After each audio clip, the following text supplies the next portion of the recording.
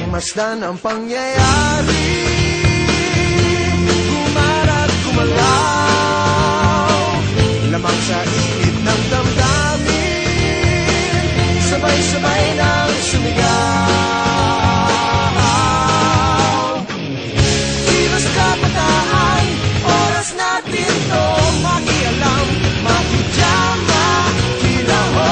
Kilos kabataan, buhay natin to, ang mundong dinatan tayo magpatakbo. Makijam ka, pare ko.